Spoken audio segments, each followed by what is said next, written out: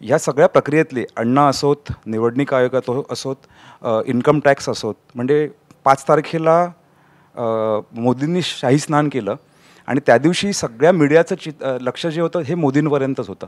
म्हणजे धार्मिक ध्रुवीकरणाचा एक प्रकारचा प्रयत्न झाला. दुसरी गोष्ट, देशाचा अर्थसंकल्प 1 फेब्रुवारीला झाला.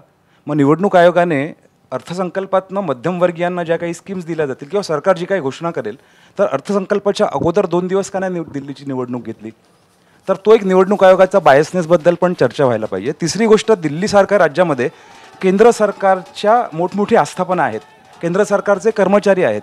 मग असं असताना 8वा वेतन आयोगसुद्धा कसा काय डिक्लेअर केला जाऊ शकतो? आणि मग त्याचा निवडणुकीच्या दिवशी या सगळ्या गोष्टींचा सगळ्या प्रमुख वृत्तपत्रांच्या फ्रंट पेजवरती भारतीय जनता पक्षाची पूर्ण पेज हे होती, ॲड होती आणि त्याच्यात ह्याच गोष्टींचा उल्लेख केला गेलेला. म्हणजे was it a fair game?